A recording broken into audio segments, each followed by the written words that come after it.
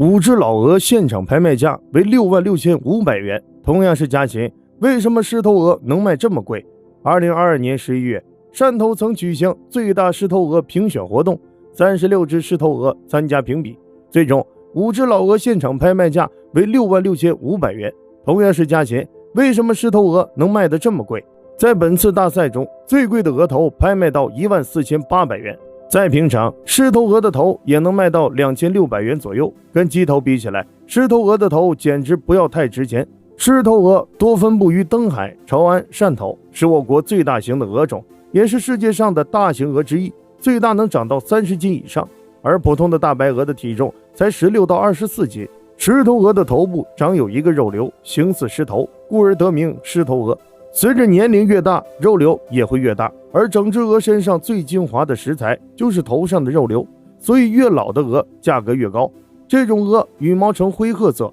或银灰色，腹部羽毛呈白色，头很大，眼睛却很小，嘴短而宽，脖子粗壮。产蛋季节在每年的9到1年4月份。众所周知，农村街头三霸疯狗大鹅公鸡，而大鹅在很多人心目中是三霸之首。农村有句俗话，没有被鹅啄过的童年是不完整的。跟普通大白鹅比起来，狮头鹅更加霸道，它们暴躁的性格跟大白鹅比起来有过之而无不及，打起架简直六亲不认，而且它们个头摆在那里，让人和其他动物更有视觉冲击感，更具威慑力。一般家禽看见它们都只有绕着跑的份儿，但好处是跟普通大白鹅比起来，狮头鹅的行动要缓慢很多，否则被这么个大家伙啄到，滋味可想而知。狮头鹅这么值钱，为什么在农村却很少看到有人养？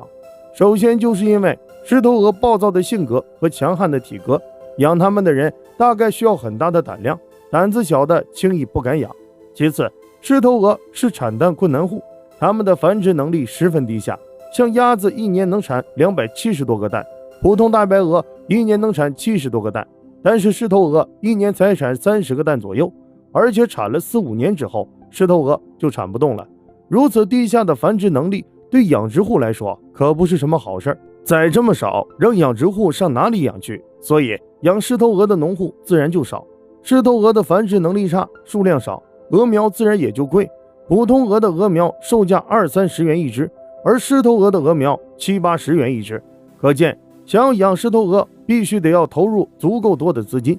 养狮头鹅花钱的地方不仅在购买鹅苗上，老话说得好，家有万担粮，不养扁嘴王，可见鹅的食量有多大。而且狮头鹅比普通鹅还大，食量自然比普通鹅大。有人说，让它们自己去觅食不就好了吗？然而，别看狮头鹅凶悍，觅食能力却极差，非常依赖饲主喂养。养殖狮头鹅并不是一件容易的事儿，所以狮头鹅的养殖也就没有在农村普及起来。